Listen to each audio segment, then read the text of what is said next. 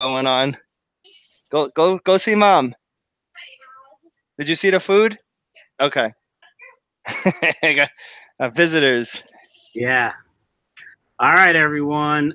Can you hear me okay? Can you see me okay? Okay.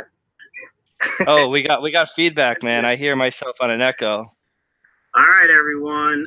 Can you hear me okay? You hear it? See me okay? Okay. Oh, we got feedback, man. I hear myself on an echo. You got to turn the volume down. Can you hear me okay? You hear it? I don't have any volume but my headset. Oh, we got feedback, man. I me. hear myself on an echo. It is you. You have too many things open. Yeah, it's me. It's always me. Anyway, folks, how we doing, everyone? Hope everyone's good. Hanging here with Mike from Green Oasis Farms. Got my green shirt on. Mike from Arizona. Mike from Arizona, who's really from New York. You know, yeah, he's the first person to call me out on that. He puts a message in my thing. He goes, "Okay, what part of New York you're from? There's no way you're from Arizona." That's the first comment I made on one of your when we both were really small. That was the first comment that you made. And I'm like, look at this guy. I'm like, I go on his page being nice. He's got his camera phone going around his fish room. I'm like, oh, I can see your passion. I'm really excited to see how your fish room looks. And he's like, you're not from Arizona. What's wrong with you? Well, you know, I'm from North Jersey. So, you know, when I hear someone with that accent, I'm like, hey, that's like home. Yeah, it's like, that's like home. He's like, I'm from Jersey. I'm like soprano. All right, folks, just a couple of real quick housekeeping things. Make sure you smash the thumbs up button and go check out Mike's webpage when we're done. Not right now, when we're done. Green Oasis Farms. There's a comment down in the comment section. And also Mike's channel. He has a YouTube channel. That's how we met, actually. It's like when I first started, I watched every YouTuber, and Mike was doing a lot of do-it-yourself stuff, you know, real do-it-yourself stuff. And he was building like a greenhouse, and I just liked his style. So that's how I got, how I started watching him. Yeah, I appreciate it. I mean, I always like to do the DIY stuff. I was always a big fan of doing everything yourself. It just becomes more efficient that way. Yeah. So guys, real quick, I am using my new MacBook Pro. So let me know, how does the picture look? How does the sound? And, you know, that kind of stuff. So I think he looks great. As I told him, he looked green when I turned on the thing. It must be that MacBook camera. You look crystal clear. You look crystal clear to me. Well, so. Thanks. And plus, you know, these looks are just so spectacular. So, I mean, is that Brad Pitt on the other end? What's going on? Put Mike back on from Michael's Fish Room. Uh-oh. Mikey from Mile High Plecos is here. There's a lot of mics going around. All right. But that's everywhere we go. Everywhere we go, you're going to – that's why when I go out to a restaurant, I go tell my wife, I said, listen, you got to put your name down because they call my name, 5 people are going to stand up. That's funny because I use my Japanese name when I – like in Starbucks, you know, you know, wherever they ask for a name, I always give them my Japanese name. Because then I got to spell it, though. Because, yeah, Mike and nine guys stand up. Everywhere you go. How many mics? So how old are you? How old am I? I will be 37 in October. Oh, you're young. I thought you were a little older. Oh, thanks. I must look older than my. I didn't mean it that way. No, I know. When I was in school, there was always at least one other mic, usually 2 or 3. I always had 2 or 3 in every class. Yeah. So I see Dila's Guppies is here. She just got some guppies for me today. The box was all mangled, but they made it. Yep. Yeah, VB23. My Japanese name is Yamada, and they call me Yama. Hey, Greg Jones is here. Anyway. What's up, Greg?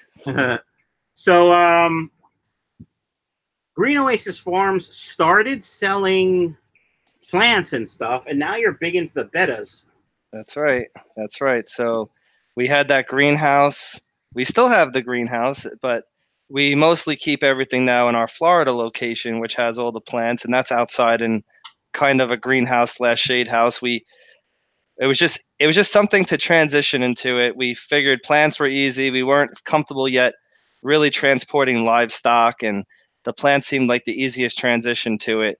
And we built our confidence up by shipping the plants, and because a lot of people that are into plants are into betta fish, they started requesting the betta fish, and that's how we got into it. Uh-oh.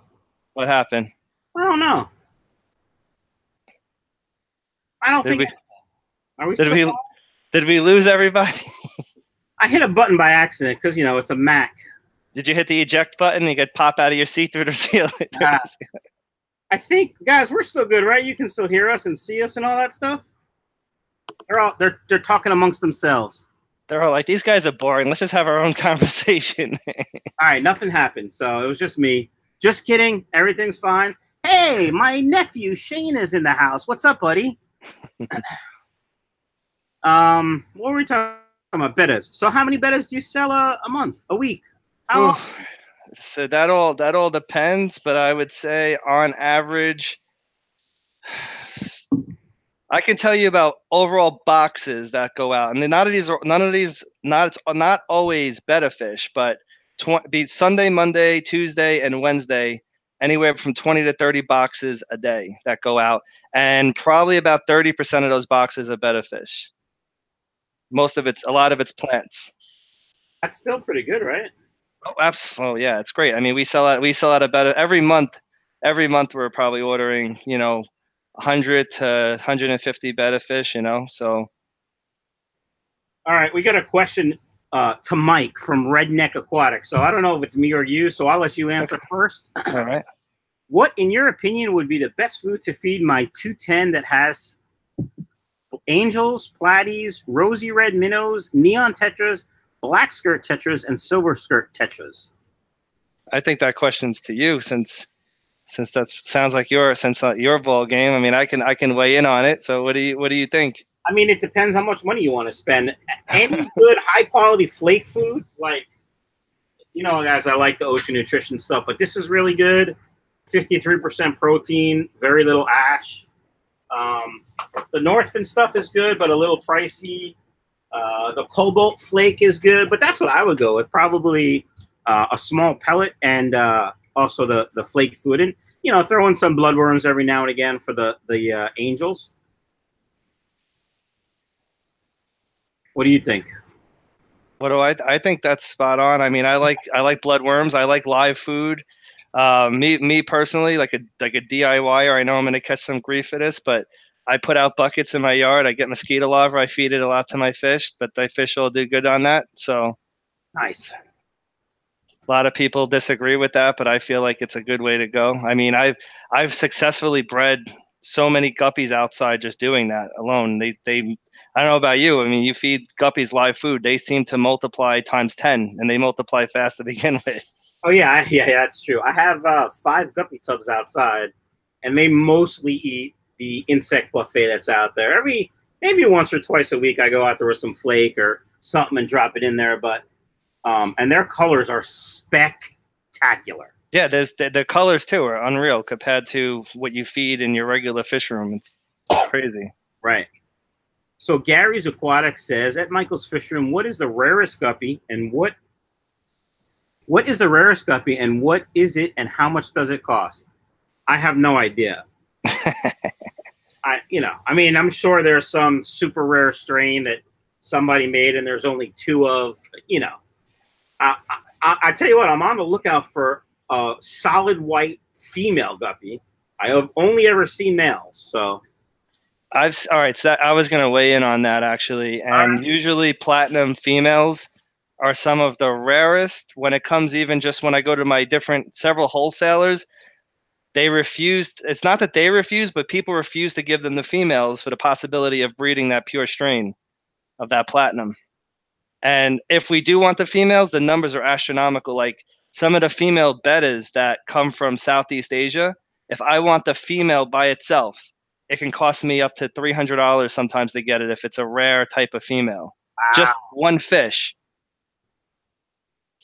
What's the most expensive betta you've ever sold? The most expensive betta I've ever sold. It was a Galaxy. It was a Galaxy, so that's one of those imported ones. And it was black, silver, and white with a little bit of gold in it, which was awesome. And honestly, I did it with shipping for $75, and I mean I could have got a lot more for that because I know how much people pay for those to get them imported. I imported a bunch in as at a wholesale rate, so I was able to get rid of it cheaper because I know people that bought similar fish for about $250. Wow. I once bought I, I once bought a betta at an auction for $4, and I sold it while I was still in the auction on Facebook for quite a bit more than that. Yeah, I mean, listen, some of them are like one of a kind, and if you get that one of a kind, you can pretty much get whatever you're asking for because you know you're not going to see that fish again. All right, so Greg wants to know if we're coming to A&E. Yeah, Greg, I'll be there Friday and Saturday. And Saturday night, I'm coming home. Sunday, I'm packing. And Monday, I leave for Japan for 11 days again. And Gary's Aquatic says, what's the most expensive fish either of you have paid for? You go first. The most expensive fish that I paid for is an undulated trigger that I have in my saltwater tank. He's about a foot long. He's a big green, mean-looking fish with giant teeth. And it's not even that. It wasn't even that it was that expensive, but it is. I mean, it retails for about a fish that size about $250. I made it paid $150 for it. Wow. I don't usually pay a lot of money for fish because I'm cheap. I did buy a pair of red mosaic Dumbo ears that haven't spawned yet. I forgot. I might have paid $35 for the pair. That might be the most expensive fish. I did buy, when I was breeding angels, I did buy platinum, like this size platinum angels. They might have been $10 each. So that's a great price though. Yeah. I think that's it for as far as fish that I keep. I've bought fish probably for a little bit more money that I buy wholesale and then I'll sell it to somebody that's looking for it. But for me, probably those platinum Dumbo red mosaic Dumbo ears. Guppies. So I actually have a. Greg's right. Chewy was the most expensive fish. I have a flower horn. Oh, that's right. You're right, Greg. That's the most expensive fish. He was $100 altogether. I like flower horns. Yeah, I know some people don't like them. I happen to like that fish. I mean, I get they don't like them because they're like man-made, but he's pretty awesome. They have great personalities. Yeah. Yeah, Papa Rhino, my buddy Ryan says he's dropped way more, but he breeds discus, so Yeah. It just depends on what you're into. I mean, discus are a lot more expensive than a lot of other fish, Yeah, but he makes all his discus do the nasty and make babies, so he's gonna make his money back. Absolutely. Absolutely. So Jordan, who's in, I think Scotland or Wales, United Kingdom somewhere, says, what about Chewy or the L33 King Tiger? The L33 I got at an auction for, I think, $18. Wow. Yeah. He was going to be sold at the not Aquatic Experience, at the Keystone Clash next weekend, but I sold them before that, so. Yeah. Scott from Fancy Tail Aquatics said he spent $90 on a trio. Scott, what kind of trio, and did you get them to breed? All right. Golden retrievers are man-made. All dogs are man-made, Barbara. I mean, when you think about it. Right. I had a pure breed white German Shepherd, but somebody made that dog. Anyway. They were all wolves at one time. Yeah, that's it. That's it. So it looks like you're in a basement, but you're in Arizona. So Right. That's not a basement. Where are you? I am in a fish house that I had built behind my actual house. So I ran out of room in my house, and my wife's like, "You got to get your stuff out of here." So I had a contractor come in, and I had this place built. It's about 350 square feet. It's temperature controlled. It looks like a real house from the outside. It feels like a real house on the inside. And I have pretty much every tank except for my 200-gallon saltwater tank in here. Wow. All right, so let me ask you a question. Did you get an estimate for your fish house?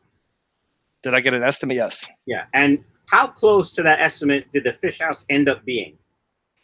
It's about 5,000 over. Okay, so that's probably about average, right? So it's not like you said, I'm going to build a fish house. Figure it's going to cost 20 grand, and it really cost you 150 grand. Right. I know where you're going with this. I'm just, yeah.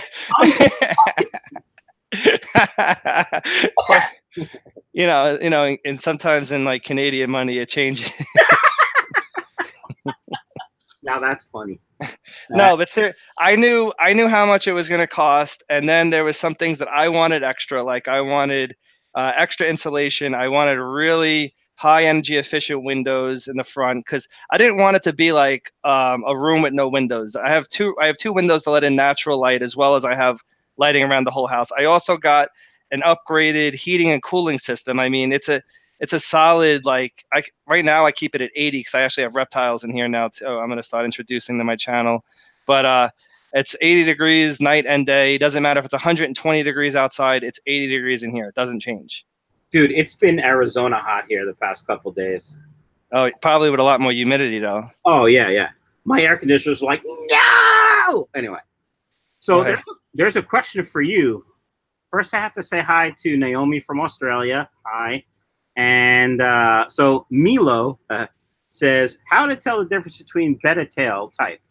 But I got a betta from Petco that was listed as a veil tail. But you can clearly tell it's not. Can you help me identify my betta? Of course, there's no picture, so. Yeah, I mean, they have to have a picture. There's charts on that. Sometimes when they're really small, you can kind of confuse them, but I can see them more confusing a male and a female when they're small, but not necessarily the tail type. Because I've gotten wholesale fish to me that were supposed to be females and then turned out to be males. I've had that happen, but we knew that they were going to be half moons, and they were half moons. Guppies are pretty easy to sex too, and I've sent a few times. I've sent guppies that I swore were females, and when I sent them, they turn out to be males. They turn out to be males. Yep. Yeah. So, but I always make it right if I can. So Anthony, one of my mods, says that was the king of questions. Mike, did you DIY it? That's pretty funny. You always got to start trouble. You always start in trouble. But I wasn't. I was just thinking out loud. I think my favorite video from you is when you were ranting about one of the groups, and you're like, "These people are crazy." Blah blah blah. Oh, the betta group. Yeah, and I was like, "Oh my God, he's going off," and those betta groups, most of them they're insane. You can't keep a betta in anything smaller than a 900-gallon. Really? Right. A 10-gallon isn't big enough anymore for a single betta. And you must have a heater, and you must have a filter, and you must have plants, and you must feed it only live food. I mean, come on. Right. There's a lot of really great people in those groups, but I can see what you're saying because, I mean, here's the thing. If you put, and I'm not saying that you can't do this, but if you put a betta fish in a 10-gallon aquarium, which is fine, I think that's great, right? You put a 10-gallon aquarium and you use a standard AquaClear filter. If that thing gets too close to your AquaClear, it's going up the tube. Right. They don't swim fast enough or strong enough to get away from the internal current. So yes, a filter is important, but a lot of these people are using regular filters on their tanks, and I see their pictures and I'm like, how are you doing this? Because, and I'm not going to say that they're wrong, because if it works for you, it works for you. I'm always been that type of person. I'm not going to scream at somebody if I think it's wrong. I'm just going to say, if it works for you, that's great. But how are you judging other people when you're putting the same setup as if you were putting a cichlid tank together, but putting a betta fish in there and possibly getting it sucked up in the filter because it just hasn't happened to you yet? Everybody else is wrong because you're using a filter that turns the tank over 10 times when the betta doesn't even produce that much waste that you need a filter that strong. Right. Why not just a sponge filter? I love sponge filters. Sponge filters are my favorite. Yeah, me too. If I had, so for every betta tank that I have, either it's low tech or a sponge filter, and that's the most high tech thing I have in there. Otherwise, it's no filter at all with plants. What is a no tech tank to you? no tech at all would be natural, with natural daylight, very easygoing plants like dwarf sage, jungle val, um, red tiger lotus. Those don't even, honestly, those things have grown for me without even any light. Like you just have some light from a window and no filter, and basically your plants are doing all your filtration for you, and just do top offs. I've had people, there's people in local groups that I belong to here that haven't done a water change in 3 years. They just top it off because their plants take care of everything, and their nitrates and everything read zero. Right, right. I can't even tell you the last time I tested anything, but I guarantee you if I test now, everything will be zero because of all the plants. Right. So we were talking about sponge filters. I either have sponge filters or box filters. I like the old school box filters, basically because they're cheap. But like in my Oscar tank, I gotta figure something out because there's a lot of poop. Also, I have a couple Pleco breeding tanks that there's like this much moam on the bottom. Right. But so Ryan says they live in puddles, sometimes only a few inches deep in rice paddies. They only going to get water and flow in rainy season. Yeah, that's true. Yeah, and here's the thing: when they're shipped to me from overseas, they're shipped in less than an ounce of water. They're basically just kept wet in the bag. Wow. There's no swimming going on in those bags. Trust me. How long? So how long is it if they ship from Thailand to get to Arizona? Is it like? So this is what happens. So the guys who that ship to me from Thailand, they ship out twice a month. So when they ship to my my transshipper, right? Right. And it takes about 3 days to get to the transshipper, and then the transshipper from there overnights it to me. So technically, I get it at day 4 or sometimes day 5. And sometimes the transshipper will actually repack the items because they're so poorly packed from the start. And they don't want to be responsible for any debts, because once the transshipper gets it, now the transshipper is on the hook for the DOA if I opt to get overnight shipping, which I always do because, I get a DOA guarantee on overnight shipping from the transshipper. Right, right. All right, so we had a question about substrate. You're the plant guy, so what kind of substrate do you guys recommend with the planted tank? How big of a planted tank? All right, so let's see. Not Nola Jane Rich. Tell us more about your tank. What's in it? How big is it? Yep. I'm gonna guess your light. What kind of light do you have? Okay. Angela is telling me circulation pump are key for Oscar tanks. Yep, that's right. Keep everything off the bottom. That's circulation. Yeah, but where's it going to go? I don't have a hang-on back or canister or anything. Oh, really? Okay. There's 2 ginormous box filters in there, but there is poop everywhere. Like there's a little cave where the female hides. So are you utilizing that water to like water some that your pothos or whatever to get it to grow faster? Because that would be perfect for it. That tank actually does drain outside into the backyard, and the plants and grass where it drains are ginormous. Yeah, that's a forest. Yeah. When my wife has her gardens, her vegetable gardens out there, she uses that water to plant it. I see a drip from a tank. I'm probably going to have to stand up and figure out what the hell it is. But I'll try not to. But, it's hard not to pay attention. All right, so the planted tank question is, it's a 10-gallon with the light that came with it. So super low tank. So if it's a light that came with it, it depends on the tank, but you want a 6500K bulb, something with daylight. I've done even 5000K. Anything that replicates daylight is good. As far as substrate goes, you could go expensive and buy the best stuff you can find at the pet store. But me personally, I like to keep things simple. I use organic potting mix. I make sure that it's organic, so there's no extra additives in there, like any type of fertilizers, because that could be toxic to the fish. So anything that says organic potting mix, and I cap it off in pool filter sand, and I do about an inch to a half an inch to an inch of potting mix and about half an inch to an inch of sand, and that's what I'll use, and that will work amazing for anything that's a heavy root feeder. Other than that, I mean, if you get plants that just eat out of the water column, it doesn't matter really the substrate. However, you know, I think if you want to get carpeting plants, you want to do some kind of organic potting mix. It's going to be your best bet if you want to stay low budget. Otherwise, you know, the sky's the limit. I mean, you can spend hundreds of dollars on other stuff, and that's really great. I mean, I've done it before too. I've had very expensive planted tanks, and then I've done my 125 gallon and all organic potting mix, and I got pretty similar results.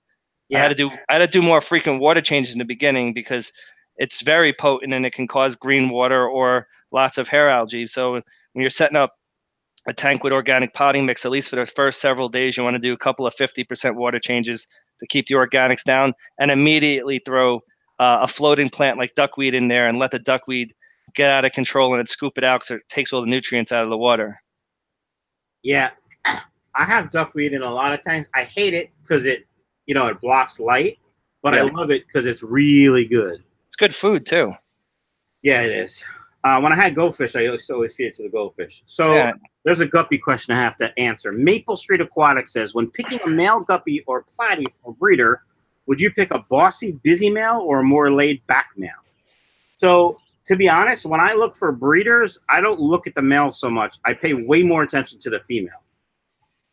Because if the female has good traits, you know she's going to pop out fry. And you know the males are going to look good because, you know, all of us males do look good. But in the guppy world, I always look for the best looking female and the strongest swimmer with the straightest back.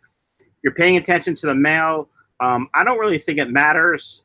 A bossy male might pick on the female too much, but in the same breath, a skittish male may not go after the female enough, but probably enough that she'll drop fry. So I'd probably go with the more laid back male if you're gonna look for a male. All right, that's me. What else? What else? Mike, what are your thoughts on black diamond blasting sand for gravel? I like it. I've never used it. Yeah, I like it.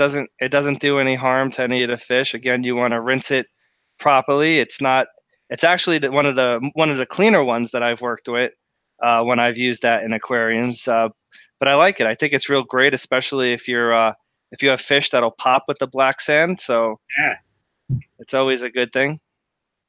I once saw black sand with there were angels, really not colorful, but you know, nice looking angels, and German blue rams, really nice blue rams, and it looked great.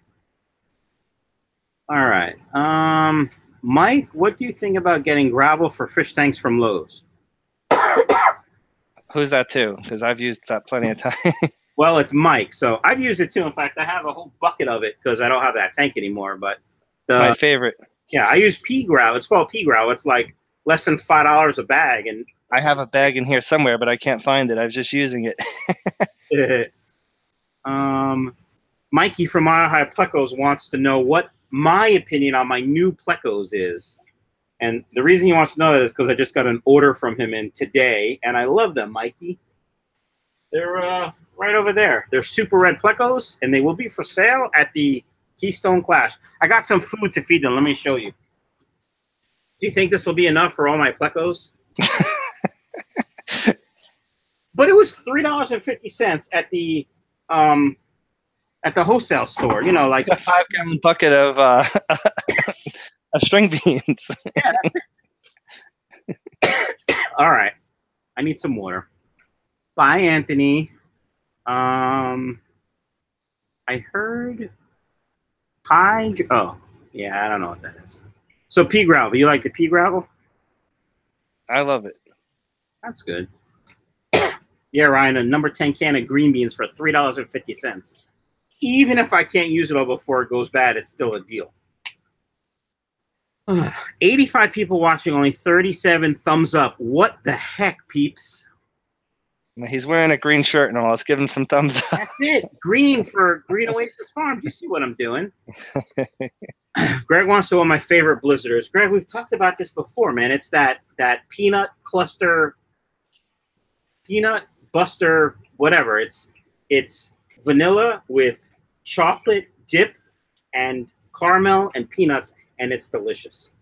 So, yeah, I love blizzards. I used to like their truffle one that they had, but they stopped doing that here in Arizona. I don't know if they just stopped doing that over by you, but that like midnight truffle one. I'm gonna have to check that out. They stopped doing it. That was one of my favorites. But yeah, we actually have some beef, man. You were like 3 blocks from my house at the fish store, right up the street from my house. I see his video go up, and I'm like, you were here, and I could have walked there, and we could have did that tour together, and you had no idea I lived over there. I didn't. You know, that was one of those trips where, let me see what happened. Like Tuesday afternoon or something, or Wednesday afternoon, my boss is like, can you go to either Dallas or Arizona or Florida tomorrow? Maybe. But yeah, it was one of those quick trips I didn't get to plan or anything. A couple of people were like, "You're right, you should have met it." Yeah, I should. Dila, I think the turtle blizzard is probably the same thing as what I'm thinking of, because turtles are delicious and caramel, nuts, and chocolate, and that's what this is. So I think it's probably pretty same. Pretty much the same. All right. Maple Street wants to know what my favorite guppy right now is. Like my favorite guppy in my fish room, or my favorite guppy that I'm looking to get.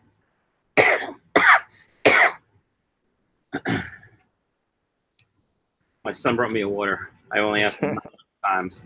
He was watching a very important show, though. He's like, oh, he must be serious. He's like choking to death out there at this point. All right, so Gary's Aquatic says, when do you change your sand substrate? Yes, I will ask until Mike answers. I'm guessing that's for you. When do I change my sand substrate? Yeah. You mean when it's like a planted aquarium, or? I don't ever change the substrate. Like I just leave it. Maybe longevity maybe. To be honest with you, I've never kept a tank the same for more than 3 years, and it's not because it broke down and it didn't work anymore. Just 3 years, and I get bored and I just rescape a tank and I'll start from scratch. Yeah. But 3 years later, and it's still going strong. So. And there's no nutrients in the sand anyway, so why? I'll tell you what though, I've used sand that I had just, in a tank and put dwarf sage in it, and dwarf sage carpeted the sand without anything. So nice. All right, so Maple Street said favorite guppy in my fish room. These rainbow mosaics are pretty nice. They have a mosaic tail, so a lot of yellow and red and orange, and they're Dumbo ears, and they're dragons, so the Dumbo ears are black, and they're pretty spectacular. And I have the regular red mosaic dragons, not Dumbo ears. Those are pretty sweet too, but those are mostly red in the tail. Okay, sorry. What else? What's your favorite strain in guppy? Yeah, ferts and minerals leach from substrates, but you can add them back with root tabs. That's true. Mm-hmm. You can. I like making my own. I use 00 vitamin caps, and I put Osmocote Plus in them. And something like a 10-gallon tank, I might use 5 root tabs to start it off with. And you get good results? Great results. Amazing results. Nice. So Dila wants to know, and am I saying your name right? Dila, D-I-L-A, Dila? Dila. The glass guppies are good. I'm getting ready to put them up on the website because I have quite a few fry and enough adults to sell. So let me know if you're interested. And Rurutu, fish poop is the best fertilizer. Fish poop is the #1 fertilizer. That's it. Period. What's up, Jeff? Actually, some of the best plants I've ever grown has been with goldfish down in a sump and all the plants in the display so that goldfish can't get to the plants, and the plants would grow like crazy. Nice. People want to know how I grow my Java moss so much. I don't do a damn thing to it other than change water on the auto water change system and let the natural fertilizer of the fish poop take care of it. I think it's heavy bioload is what's good for for the Java moss. That's it. If I have Java moss in tanks with plecos, it really grows well. Chris wants to know, will guppies eat pleco fry? If they can catch them and they're small enough, probably. But usually pleco fry are big enough when they're born before they come out of their cave that they probably won't get eaten, at least much. That's my answer there. Bye, Gary. We answered all his questions, so he's out. The more you trim Java moss, the faster and thicker it goes, but don't over trim. That's like my beard. That's actually a very true statement. And that goes with a lot of plants too. Wisteria is notorious for that. If you cut wisteria in the middle of the stem, it'll actually grow 2 stems out of there. So now if you cut those other 2 stems in half, now you have 4 stems growing out of there. It's pretty much any plant. It has, I guess it has that natural instinct to grow as much as possible to keep getting light. And if you cut a piece off of it, it grows twice to get double the amount of light to grow back. Okay, so two things. One, I want to say hi to Dee from Down the Wormhole. She just hit 1,000 subscribers either yesterday. Congratulations. Congratulations, girlfriend. And Greg wants to know, do you hold back any bettas as pets? Do I hold back bettas as pets? If I tell the truth, Paul might get mad. Every now, my brother Paul, yeah.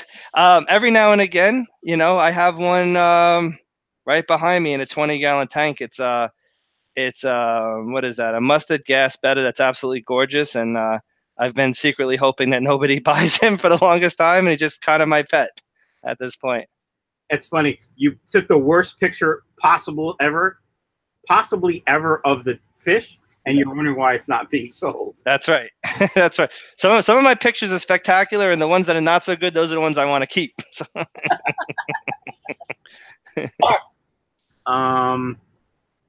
Ryan says everything grows better when injured. It's a defensive property of the plant. Yeah, actually, you've actually seen it. Remember my videos on the dwarf sage I had in the kiddie pool in my backyard, and I had thousands of pieces of dwarf sage in 3 months. I started with 5 pieces of dwarf sage, and what I did is if they had like 3 little three pieces on it, I would take 2 of them off, so there would only be 1 little plant growing off of it, and that would stimulate it to grow twice as fast. I went from 5 to thousands in like a couple of months. I remember that. I remember that pond. I almost got one of those kiddie pools, and then I'm like, my dog will just go in there for a swim, so I probably should. What's your best-selling plant? What's your not best-selling? What's your recommendation for somebody that wants a planted tank but wants low tech and easy? Everybody's different, so I would suggest if you have hard water to go with Anubias. Anubias does really good in hard water conditions. Doesn't need much light at all. Right. You there, Mike? Are you there? Yeah. Okay. All right. So where did you? Because I know we got frozen. So where did I cut off at? Hard water. Okay. So if you have hard water and you want easy, Anubias does really good. Madagascar lace plant, believe it or not, does really good. Anything from that part of the world does really good in hard water. So if you're thinking of like Africa, all that, you're literally talking hard water. Anubias, Madagascar lace plant, Ulvaceous bulbs, those do really good. If you have soft water, Java fern is really easy. Dwarf sage does good hard water or soft water. I would say any of the bulb plants will do good. Easy, low, nothing. They just get really large. Nice. All right. Water. I would say any of the bulb plants. I hear myself. Low, nothing. My bad. All right. So purposely trying to sabotage me here. No, I'm still getting used to the Mac. All right, so Sean from Australia. Yeah, I'll keep. So I'm guessing he says, I appreciate you call it aquarium snowflakes, keep flaming them. I guess that's Australian for, ranting. I don't know. You're always ranting about something. I'm an angry guy. What can I say? Chris wants to know, how would you go about picking high-quality strains of guppies or bristlenose plecos for breeding for profit? Well, that's really two separate questions. Breeding for profit isn't necessarily high quality. I mean, it should be, but if you're selling to a local fish store, you have to get your price low enough where it's cheaper than what they can buy it for wholesale. So, and they can buy it cheap. Right. Usually they can buy guppies for like $1 a pair. And that might be a crappy strain of guppy, but they'll mark it up to $7, $8 a pair. And even if they lose 20%, which is about right for those crappy guppies, they're still in the money. And then when yours die, they'll give you 2 more, but they're still in the money. So, you have to buy your stock from a good quality breeder. You have to know that they're a good quality breeder and they take care of their fish. And you want to make sure they're healthy. So you want to observe them for longer than 3 minutes going, oh, that one's pretty, I'll take that. You got to watch. The other thing that I always do, even when I do fish store tours, which I call them out, is how many dead fish you're going to see. Now, you'll always find, almost always, you'll find a dead fish in a fish store because it happens. It's just a fact of life. But how many do you see and how long has it been there? If it's half eaten and moldy, that's a problem. I wouldn't buy from that tank, especially, or probably from that store. But, that happens. So I hope I answered that. So Bluefish Aquatic says, left field, any experience keeping lilies over winter? Water lilies? It doesn't say. It just says lilies. All right, probably water lilies. Yeah, absolutely. Well, it depends on where you live. Here in Arizona, I can have lilies all year round, and they'll sprout. They'll actually bloom flowers and everything. So because the weather's warm enough for that. I mean, in the wintertime in the Northeast, they're gonna go into like hibernation and come back when it gets warm again. It just depends on where you live. Would you bring them inside? If you can. In New York? Yeah, you can. I mean, you can. You don't have to, but you can. You can. I know people that take them out and they'll actually keep them in like a moist bag in the wintertime. Right. They'll live. If you have just some moist dirt, put it in a baggie, cut all the leaves off of it. It'll actually start if light. Try to keep them out of light because with a little bit of light, they'll start to sprout again because it's in warmer conditions. Right. Ryan wants to know if you have Eglantine hydropiper. I'm not sure. Eglantine hydropiper. I'm not really. Is that the science? What's the more common name for it? I don't really go by a lot of the scientific names on the plants. I mean, when I order them, they have the scientific names on there, but next to it is just the more common name. Yeah, Ryan, what's the common name? All right. I need some female guppies, but I can't find any local to me in California, not even in my box stores. Any ideas? Yeah, Mary, order them from me. Pretty simple. Done. michaelsfishing.com. Josh, hello, my friend. Fashion me late as always. Yes, you are. Ryan, I can't listen to your voice messages now, dude. Oh, wait. Stand by. I bet he's pronouncing the let's see. Why can't I hear it? I bet he pronounced the name. Well, when you get the name, you can always just let me know what it is, and I can look it up on my list and get back to him. Or I can get most plants. So if it's something that is not impossible to get, and it's something that people can get in their tanks or their ponds, I can get it. So, Ryan, I didn't hear anything, my friend. Inch per gallon rule. What about it, Deadshot? It's a piece of crap rule, and you know it. What is? The inch per gallon rule. I did a. Oh yeah, the inch per gallon rule. I did a rant. Ryan, dude, I've only had an iPhone for like 15 years. You think I know how to use it? I can't hear anything though. Nothing.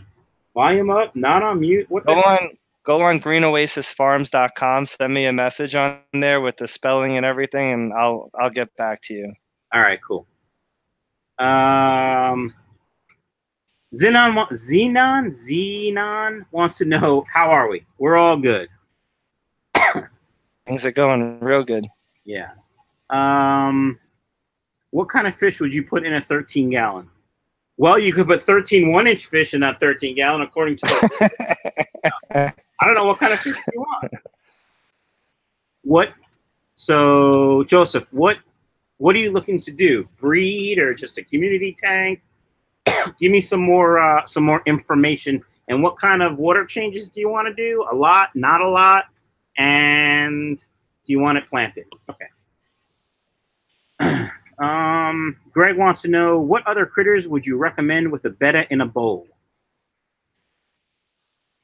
All right, so let's see. I'll be, well, how big of a bowl are we talking? Yeah, that's a good question. Because right behind me I have a 20-gallon tank with about 24 plotties and a betta fish, and they do great together. I've done guppies and betta fish, and they do great together. But no fry, I bet. But what? No fry, I bet. But I have all different size plotties in there. Yeah. Really, the betta doesn't hunt them? It's too slow. And plus the heavily planted tank too. Oh yeah. But he's too slow. All right. So Chris said, Mikey, you kind of answered my question. I should have been more specific. I'm not planning on selling them to LFS. More specifically on Craigslist or Facebook. You kind of got to know what people are going to buy before you decide on stock. So just keep that in mind. Ricardo wants to know. Go ahead.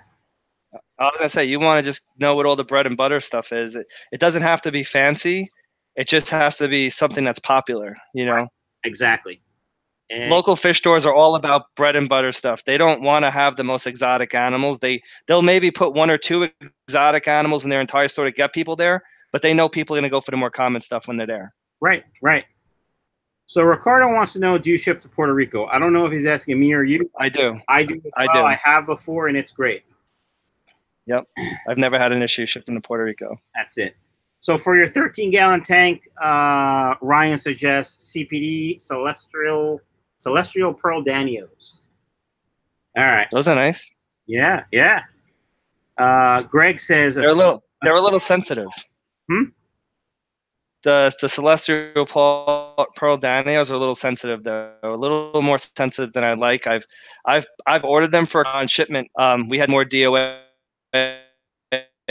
We ordered 100, maybe got like 15 DOA, which wasn't terrible, but they're very sensitive compared to other fish, especially other Danios. Really? I never knew that. Yeah. All right, so they're a little smaller, a little more delicate. For the betta bowl, Greg Jones says 3-gallon. 3-gallon, you know, as far as tank mates go, it's going to be tough in a 3-gallon. I would say a really fancy snail would be a good tank mate. You might be able to get away with a really nice male guppy. However, the beta could become territorial and possibly fight with it, because some of those really nice male guppies can resemble the fins of a male beta. So, you know, so it's gonna be a little rough in a 3-gallon, but it all depends on the temperament. I have betas that are really docile, and I have ones that are aggressive and come at the tank when I go in front of it. So that's just how it goes. They're all different personalities, like people. Okay. All right. That beta was a real jerk. So the 13-gallon tank is a community tank, no plants. So I'm a guppy guy. I would put like 6 or 7 male guppies in that tank. But you could do something like that. Yeah, you could do platies or guppies or don't know. I think maybe that's my phone. I think like 10 or 12 cardinals and maybe maybe German blue rams. I'm kind of partial to endlers. They're like half the size of a regular guppy, and some of the most shocking colors you'll ever see.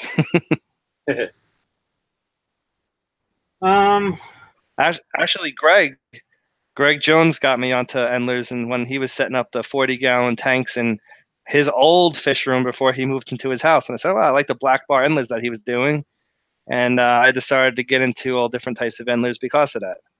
You know, I like the tails of a guppy more than the color of an endler. I like the yeah. Anyway, Russ Peck says Dumbo ear guppies will sell on Facebook, and yes, yeah, everyone wants Dumbo ears. I have a couple strains of Dumbos now. Same thing for betta fish. Dumbo ears are big sellers. Yep. So Josh Aquatics and Railroad Videos, best guppy breeding tip from a master such as yourself. Keep them alive. Keep them alive. So you want to buy good stock from a good breeder, and you want clean water and lots of hiding places for the fry, and you want to feed them good quality food and a lot of it. Those are my tips. All right.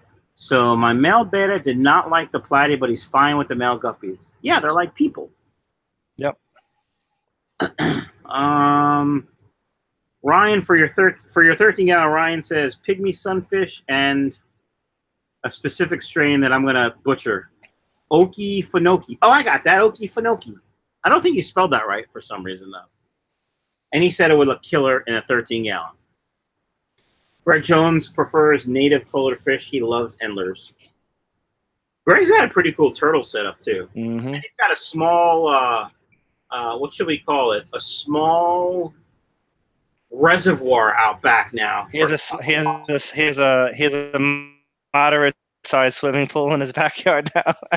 That thing's pretty cool. Imagine all the guppies you could put in there. So what about like? Oh, Zenon says, I'm buying a divider for my 20-gallon tank. One side will have black bar endlers. The other side I'll be making my own strain. I would not trust that any divider unless it's a solid divider that you've glued in, because fry will get to the other side.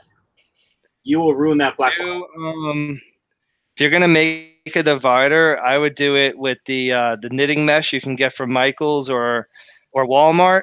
And with those like plastic report things that you could slide the paper in, you literally just slide the in there and just silicone it to your glass. That's what I did as dividers from betas in a 20-gallon setup. And literally just 2 small holes for fry to get through. I would just use 2 10-gallon tanks.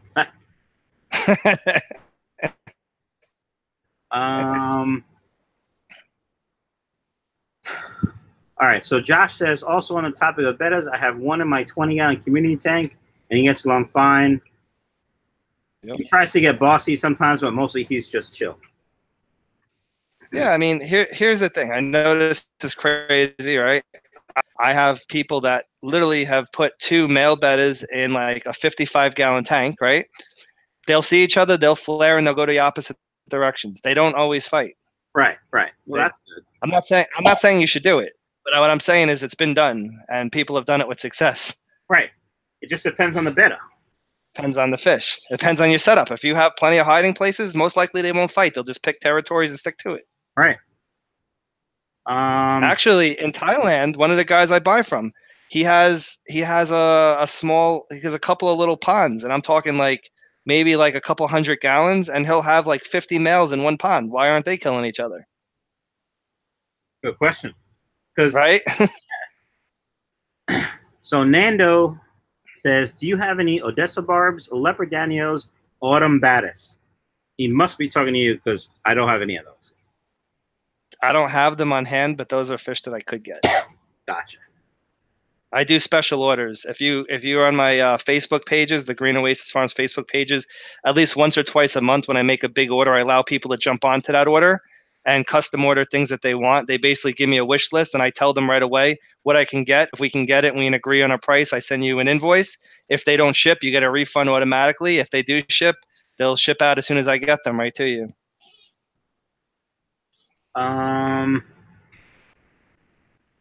So Ryan, Angela's in Canada, buddy.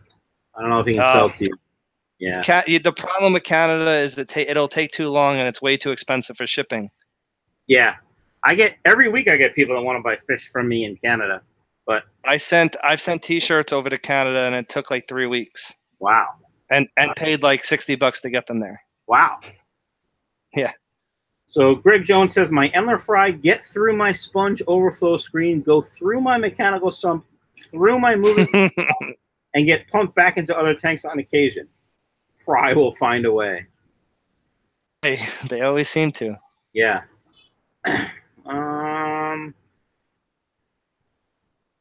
Dang, Greg, that sounds like a trip. Yeah, it certainly does. Sounds like very flexible fish. Yeah, and fry are small, and they're very tiny. Yeah, they go anywhere. So, do you breed any fish in your fish house, or is it just for keeping your bettas and your tanks? Right now, there's no breeding going on here. There probably won't be any breeding going on here. There will be breeding in Florida, in the Florida location in Ruskin. We're going to be doing angels, different types of koi, platinums, all different types. Nice. All right, guys. It's been about an hour, and yes, it has. All right. Ryan says, same. Every shirt I sent to Canada took 2 weeks and cost $40. Yeah. Mm-hmm. Any final questions for us, guys? Shoot them our way. Mike, anything you want to say besides check out greenoasisfarms.com? Check out greenoasisfarms.com. Check me out on YouTube. Michael Eugenio is the name.